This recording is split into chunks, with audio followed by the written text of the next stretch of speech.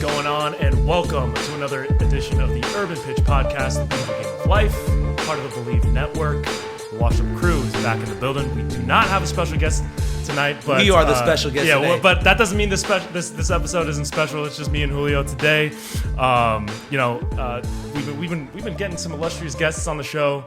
Shout out to all the guests that we had on and to the ones that we have booked coming up. These guests are really, really important guests, but they're not Mr. First and One himself. We got Mr. First and One himself. So the last Mr. Ooh, I like that. So the last time we did this, just me and Julio, Julio became a bit of a meme. He became a meme amongst Galaxy supporters. We've been recognized out at Galaxy functions. We've been out to a couple of Galaxy games. They don't like me. They don't really like me. So just talk about that a little bit, because it's got to be a little bit weird. I mean, getting recognized. I mean, even myself, I've been recognized a little bit. I mean, it's very. You're the niche. urban pitch food. I mean, that's not it. I've been called the urban pitch food. That's gonna be my social handles. If you don't have high socks right now, I feel like the guy that called you urban pitch food, he'd be disappointed. So it's gonna be straight up Dickies, high socks, and Cortezes for me moving forward. I gotta represent for the culture, but. It's been a little bit weird. Obviously, it's very, very niche, right? It's only in LA Galaxy circles, really, because the clip of the first one kind of made its way through fan circles. But Twitter, Facebook. Twitter, Reddit. And it's a funny part because on Facebook, I don't even check Facebook like that. I started checking it more now. But my mom was like, "Hey, look at the picture." I'm like, "What's going on?" Your mom, because whoever uses Facebook, you gotta be hilarious. 60 and over. So my mom told me "Look, you're famous on Facebook." I'm like, "Dang, how does my mom know?" But it's crazy. I take it what it is. Right. I find it funny. I enjoy it. As long as I keep it just funny, it's cool. But when you take it to the personal level, what's the point? If you're really gonna take it, if you're gonna really be that person. Come on, focus your energy on probably better than yourself. There's more important things. Yeah, there's more important things. First of all, there was never mind, it was something happened in Texas, and you worrying about me. Right. I mean, there's heavier stuff going on. There's heavier stuff going on. Yeah, but 12 episodes in with me and 12 Julio episodes in the format. We have MLS players, Angel City FC, and honestly, I'm not gonna toot our horns. But every guest that has come up, speak to him. Speak to him. Let me talk about stuff. Okay. Oh yeah. Every guest that has came to the Urban Pitch podcast, they've had a great game. Not a month or less. Yeah. DJ Taylor scored his first goal. DeJuan Jones scored a goal. Didi. Save of the week. Player of the week. Yeah. Tyler Lucy as well. Sleeves up FC, baby. Sleeves up. No sleeves FC. I mean, flex form. All right, put that away. Come on. It's not a gun show, but it's a 9mm. Pew, pew. But I mean, we're kitted out today. We're kitted out for the viewers watching. Our guy Tony from the Football Boutique hooked us up with some fresh kits. I'm rocking a AS Roma. I'm rocking a 2014 Greece national team jersey. Shout out to Greece. Yeah. Today's episode is brought to you by Bet Online. Our partners at Bet Online continue to be the #1 source for all of your betting needs and sports info. Find all of the latest odds, news, and sports developments for the NBA playoffs, Major League Baseball, fights, and NFL futures. Bet Online is your continued source for all sports wagering needs, including live betting and the fan favorite Vegas casino and poker games. It's really easy to get started. Head to the website or use your mobile device to sign up and use our promo code BELIEVE, that's BLEAV, to receive your 50% welcome bonus on your first deposit. Bet Online, where the game starts. No. I'm saying LAFC against LA Galaxy at LA Galaxy's house. I haven't been at Carson or Temecula, wherever it's at.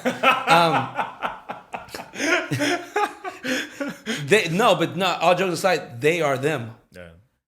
At their house, all right, so they might have the worst season ever, like previous years. Mm-hmm.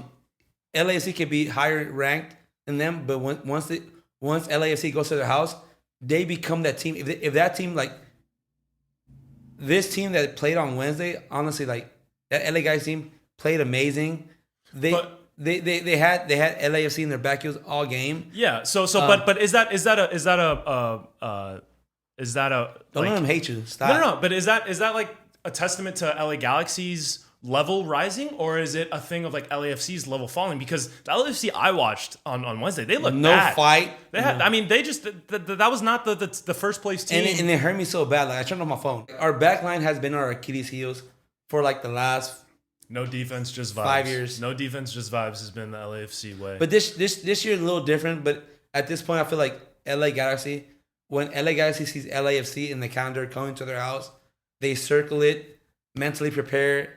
Hear all of the college dropout whole album back to back, like they're. But you don't think LAFC ready. You don't think LAFC is playing up to that level as well? You think the Galaxy? No, LAFC plays better than against every other MLS team, but LA Galaxy plays their best soccer against LAFC against all the rest of the MLS teams. They're average, so like they just care. I don't know if they just care about LAFC. Because if they play against how they play against LAFC every game, shout out, y'all might be champions. But at the same time, I think if LAFC plays like they did every single game, they're going to be bottom of the table. Because they had nothing going on so for bad. them. I know they played so bad.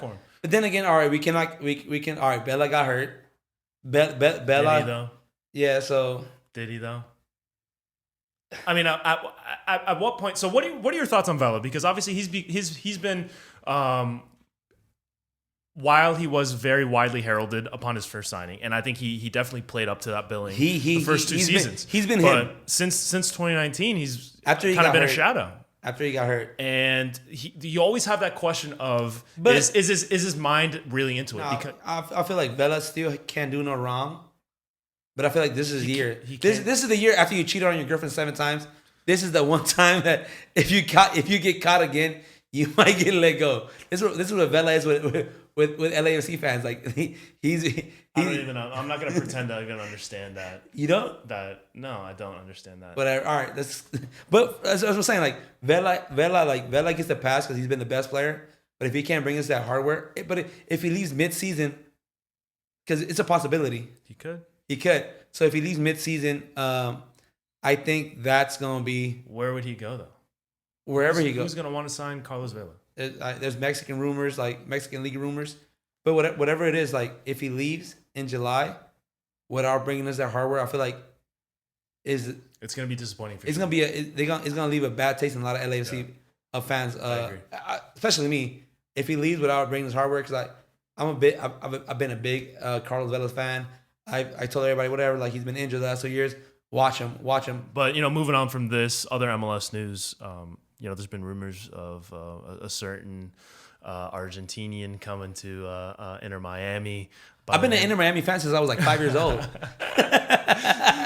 So when David Beckham announced. So when David Beckham took over, he promised big signings, right? And there's a lot of rumors around. There's like Neymar, Griezmann, and Messi was kind of in the mix too. So to see that, I don't know how like legitimate these. I really don't know. This is just things I've seen on social media. All the internet talk is saying that it is 80% like confirmed. Right. They're working out on like the percentage he's gonna make outside of, because they said he's gonna be like a 40% stakeholder. Yeah, exactly. Which would be pretty nuts. And I mean, you've heard of like player coaches, you heard of player managers, but player owners is kind of crazy. But Miami's if you talk about a team that's been all vibes, no club, Miami's like at the top of the other list. Fans are so like from what I've heard is like other fans like is Argentinian based fans, and like so.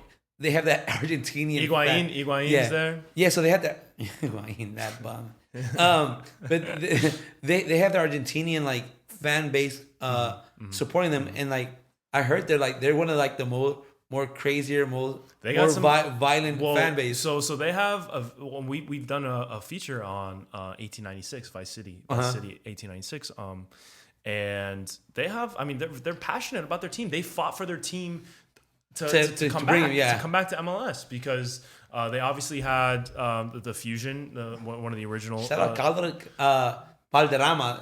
Oh my God! Yeah. Absolute baller. He played there. But Colombian legend. For a while, they had a team in the NASL. Yeah. Miami FC, which I think is still somewhere. I think they're still playing somewhere, either in USL or one of the lower division leagues, but.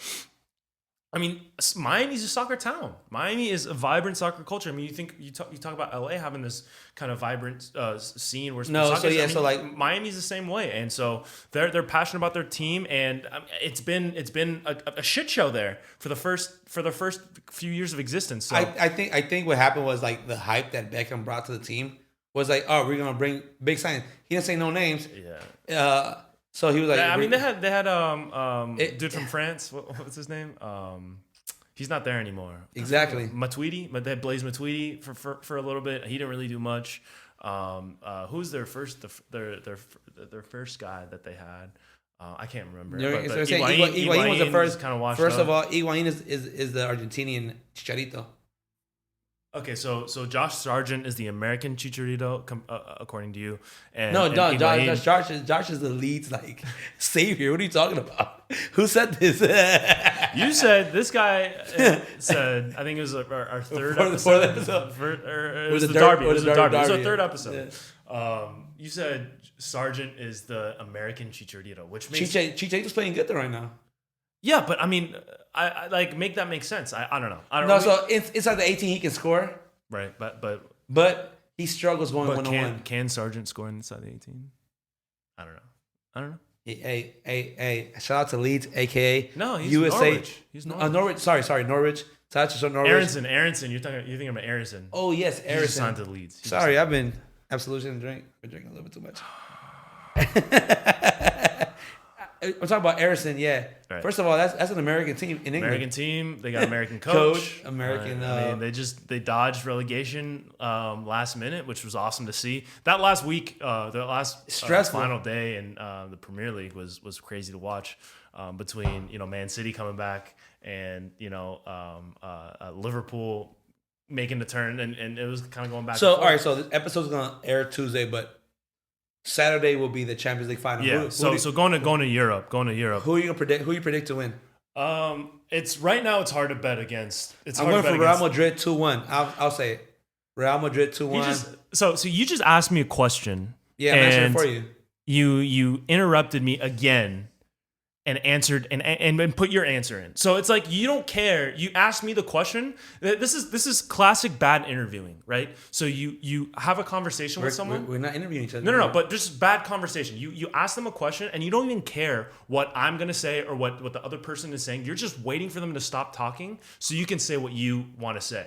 But except for the fact that you didn't even wait for me to stop. You just said what you want to say. It's like you just blurt stuff out. You don't let people get there. You don't listen. You're not listening to me. You don't give a shit about what I'm saying. You're just saying. But so what do you think the game's gonna be? I think what I think is gonna be like. Do you understand? That's just bad. It's bad podcasting and it's bad conversation.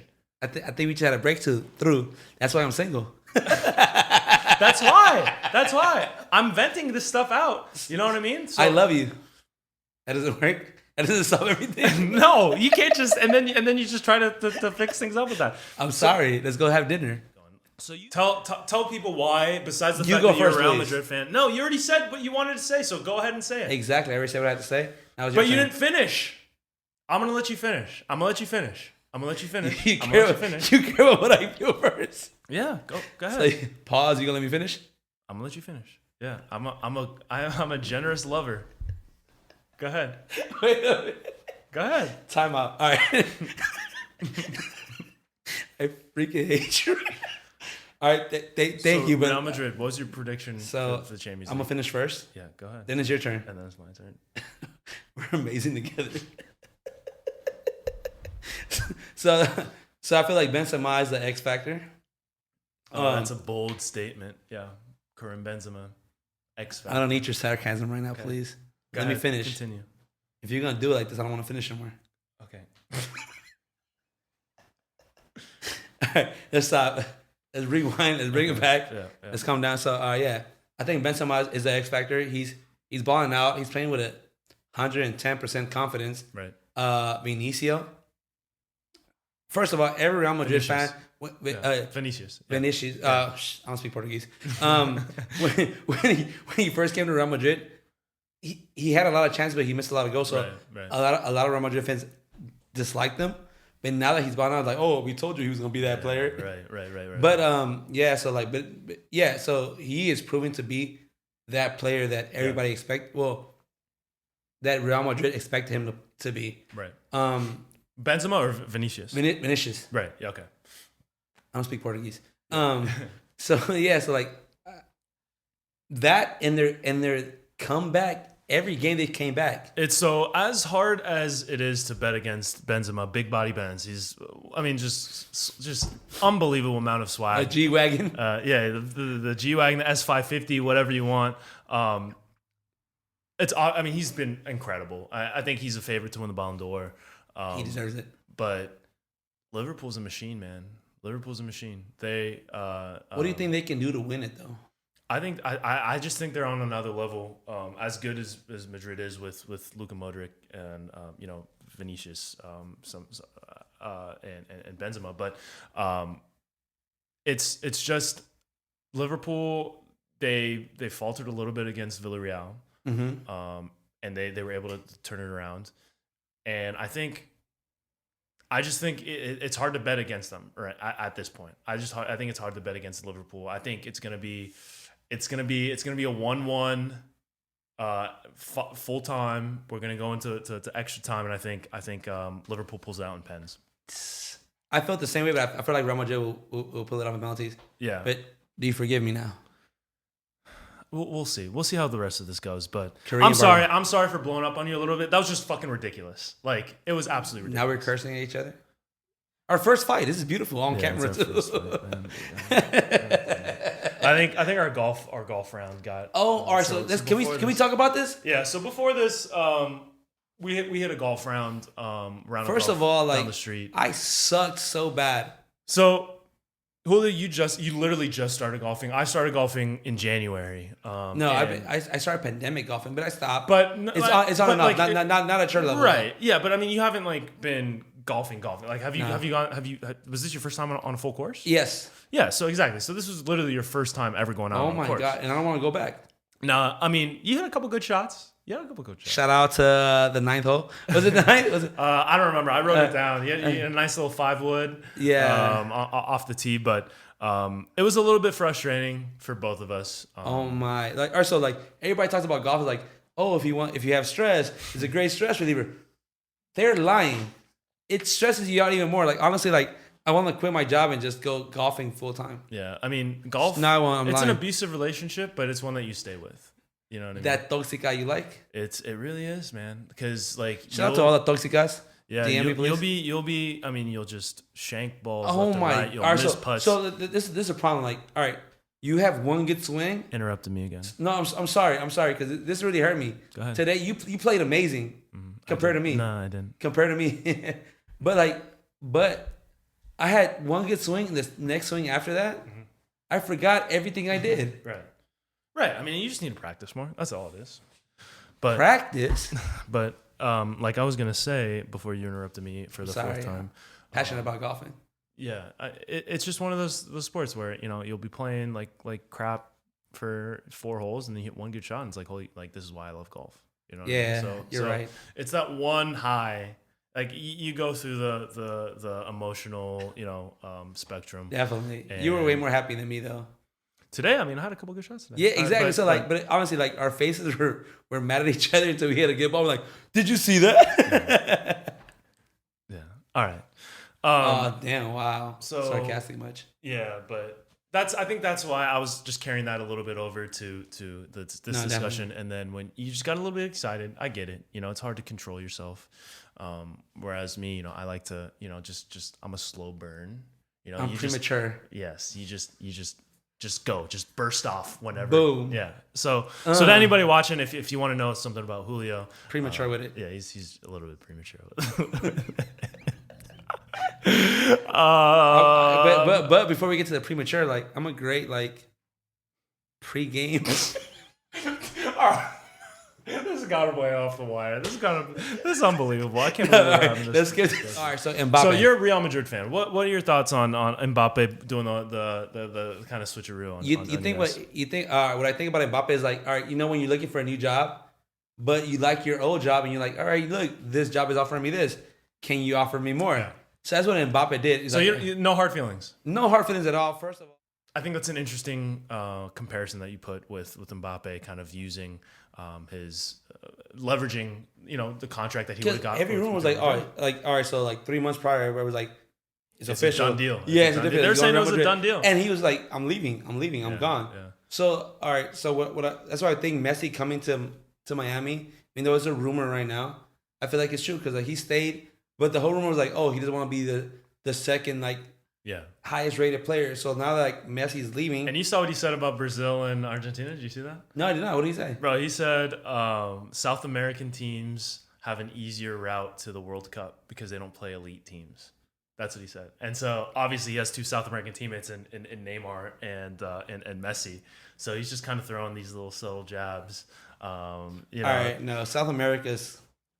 Yeah, obviously we know this, and there's this whole kind of Euro snob way of looking at things where it's like, oh my goodness, UEFA needs so many more teams because teams like Italy or I forget who else missed out on the World Cup this year aren't making it, but it's like, I mean, it's just as hard for teams in CAF in Africa and CONMEBOL in South America. Those teams, I mean, it's grueling. The World Cup qualifying, it's definitely it's a hard route. So I mean, for Mbappe to kind of just throw that. First of all, these high leagues, they go to South America and get all these Brazilians, all these Argentinians, and all these Colombians or Uruguayans to like play in their league. So like, yeah. You can't say that when half of your teammates are like. Well, I mean, so that's why he said it. I think is just to kind of throw little digs because him and Neymar. I don't know how well they've gotten along. I know there's reports a few years back. I thought they were getting along well,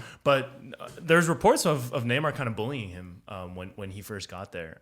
But Neymar's been that guy for years. Has he been though? Has he been?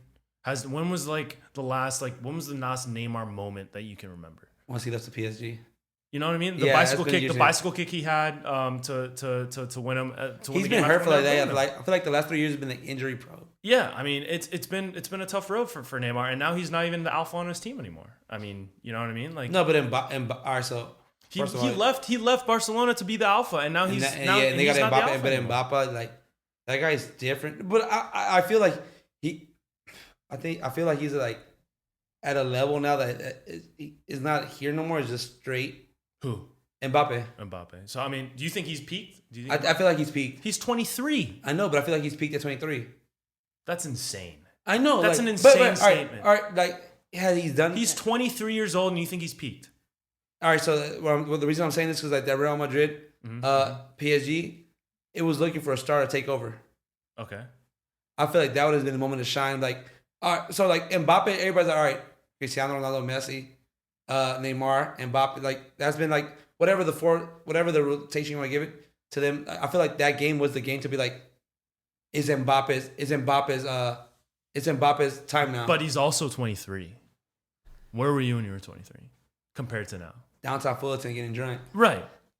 Shout out to everybody that was there with me. To be at where he's at, to accomplish what he's accomplished at his age is unbelievable. I know, but like, and he's got so much more. Where do you go from there? He's got so much. He has won everything but the Champions. So he's gonna win the Champions League. He won a World Cup. Would you trade a World Cup trophy over a Champions? No. Exactly. So like he has won the highest title in soccer. Right, but he hasn't peaked as a soccer player. Has he done something different in the last 2 years? I mean, he's obviously has unbelievable pace, and he's got a feel for the game. He's got an intelligence for the game that transcends what you. But he's not doing nothing different, dude. You're being insane right now. Yes, I am. It's the alcohol. Shout out to Absolution. Yeah, dude. He's been playing unbelievably for the last few years with PSG, and I think what he was able to do to kind of sweeten the deal for himself, go for it. I mean, shout out to him. He got paid, man. Yeah. He got paid. He's getting $50 million a year. He's getting $50 million a year, $100 million signing bonus. Is it? This is euro, actually. 100 million euro, which is like $125 million. $125 million. Plus, like other incentives. It can be at 200. Yeah, so I've seen differing. I've seen different reports as well. Some of them saying it's like 600 mil, which has to be fake news. There's no way. 3 years, 600 mil. That's insane. You're getting 1.5 billion. I mean, 3 years, 600 mil It'll be total. So it'll be 200 a year, which I don't think is right. No, but no, they said it depends on bonuses and like winning different titles. But whatever, if he wins every single title, he can make up to that. But that's still ridiculous. Like even if you win, like I feel like if you win the league, you get a bonus as well. But like every title he wins, he can get a bonus, and they can add up to 200 million. But I can't believe you said he's peaked. He's 23, dude. He's has so much more to grow and learn, whether it's feel for the game, just any aspect he can get better. I came on the scene at 16, and I feel like he was unstoppable. And I feel like this year he has nothing different. I don't know if he's peaked. I'm saying that you think he's peaked. No, there's no way. No one has ever peaked at anything when it comes to like football, like soccer, at 23. No, like top level star. I'm gonna have to Google that. Yeah, there's at his level of talent. There was a guy. All right, so when Cristiano Ronaldo came to Manchester United, I forgot the guy's name, but Cristiano was like, "Oh, you think I'm good? There's this other guy still in my club team that is way better." And he made that transfer, and he never. Okay, I agree with you that some athletes don't make the leap. Yeah, that means they peaked at 23. Mbappe is already at a level where if he doesn't get better at where he's what he is now, it will be extremely shocking to me. It'll be extremely just because of the level he's at. He's the elite of the elite, right? He is at the top of the game. He's the top 1% of the top 1%. Definitely. And for what he's achieved by 23, there's absolutely no way that this is the top for him. So we'll see. Obviously, we'll see. Because so I've read different. All right, the reason I'm saying I'm just playing devil's advocate. The reason no, you're not playing devil's advocate because I didn't say anything first. You're the one that first said it. You can't play devil's advocate first. The reason I'm saying this is because like I've read different reports like where does he go from here? He won a World Cup title. What does every soccer player want when they're kids? To win a World Cup. Mm-hmm. So after you win a World Cup, he still has the hunger, man. He still has the hunger. We'll see. Honestly, when you see that kind of money, maybe the hunger goes away. But I think he still has it. I trust him. I definitely trust him. And Mbappe, you trust. Mbappe, we trust. Yeah, I'm not gonna doubt that guy. But let's talk about the culture corner. So this is something that we do occasionally when it's just me and Julio, where we talk about things that are going on outside of the game. Obviously, some new music has dropped. I don't know if you've heard previous episodes, but Julio and I, we love talking about music, whether it's different rappers or just how we got into music. But Kendrick Lamar just came out with his latest album after I think it's been a 5-year hiatus since 2017, and damn. But what are your thoughts on Mr. Morale and the big stuff? We talked this on the phone call yesterday. You kind of laughed at me, but I think this is the second best album he's had, and I love Damn. And it sucks because it breaks my heart to say this, but I think it's Good Kid, Mad City, his latest album, and then Damn. What about where's To Pimp a Butterfly in this? Fourth. That's great. So I mean, I love. Don't get me wrong. I love Kendrick Lamar. I've written about Kevin Lamar. No, and I read the articles. Yeah. Yeah, and he's the artist of his generation. So all right. So I want you to like honestly like what are your rate the albums from 1 to 4? So it's a little bit early to kind of throw Mr. Morale and the Big Steppers in there, but for me, To Pimp a Butterfly is his best. My favorite, and if I had to pick a favorite album of mine, it would be Good Kid, Mad City. That's the way I rated it. So it dropped my freshman year of college, and that's probably like when I was like the most impressionable when it comes to music. Yeah, definitely. And so that dropped at a time where I had been following Kendrick for a while, since Overly Dedicated, his mixtape in 2010, or 2011. I think it was my sophomore year of high school when I was first put up on him. But Good Kid, Mad City just has a sentimental connection to me. That's for me too as well. But he does everything he does on Good Kid, Mad City better on To Pimp a Butterfly. So you see a lot of rappers or any music artists, they have their debut album and they get out what they want, what they have to say, and people love it and it's great. And it's a very personal album, obviously, for your debut. But then when it comes to your sophomore album, it's like, how do I grow from the first one? And that's why the term sophomore slump was invented. Definitely. And I think Kendrick, to do what he did from Good Kid, Mad City to Pimp a Butterfly. I mean, obviously he had Section 80, which I think is his most slept on album, obviously, because I haven't heard that one.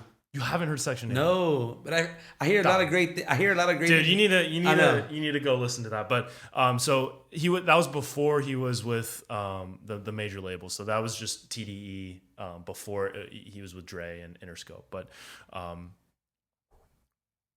to do what he did from Good Kid, Mad City, which won a bunch of accolades. It should have won best rap album in the Grammys. Fucking Malcolm Moore won over him, which is absolutely absurd.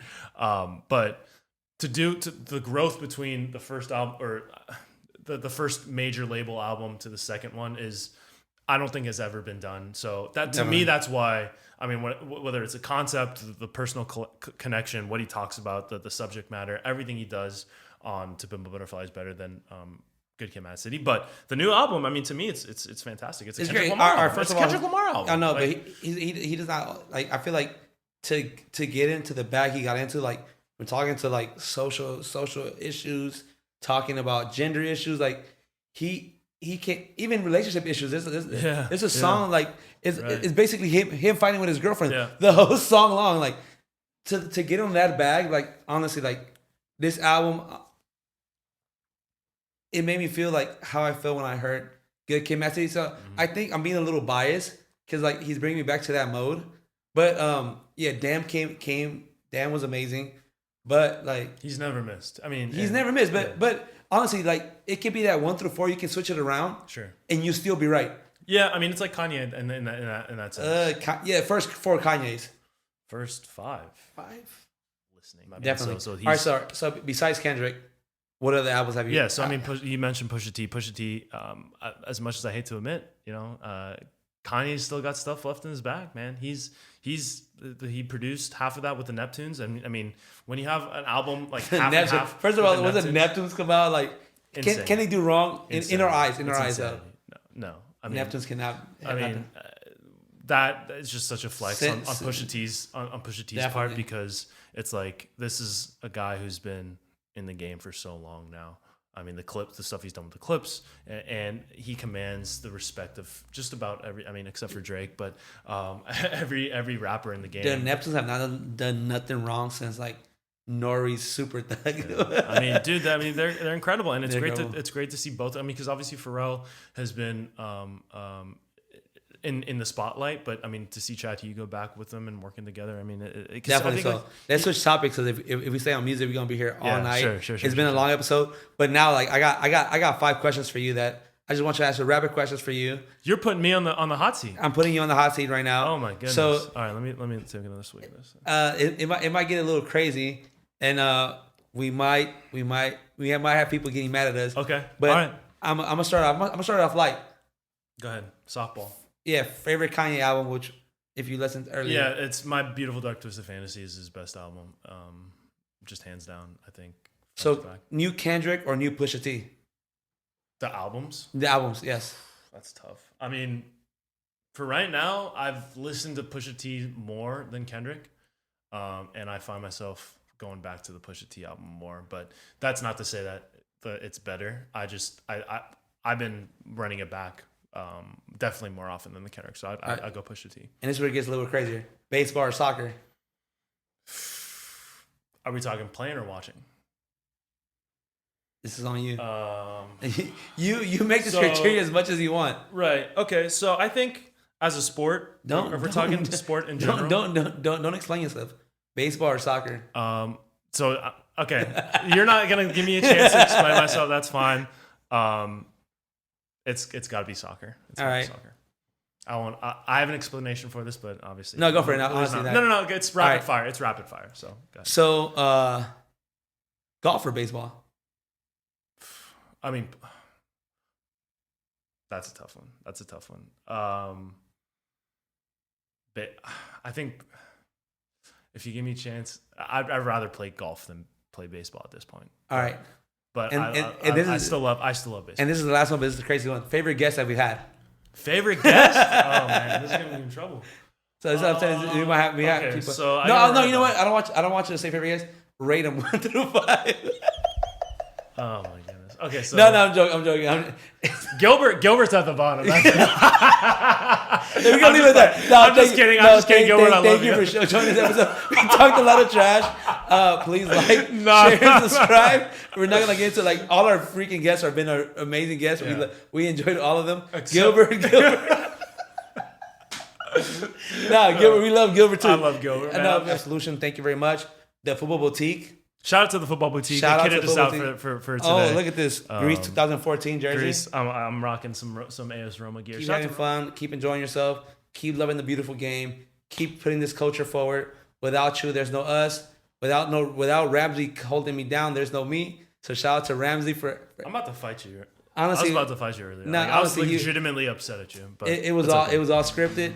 Hey, we enjoy you. Thank you for being you. Yeah. All right. Appreciate you. Let's wrap this up. Thank you for watching. Thank you for listening, and we'll catch you all next week. The Washed Up Crew. We out. We out.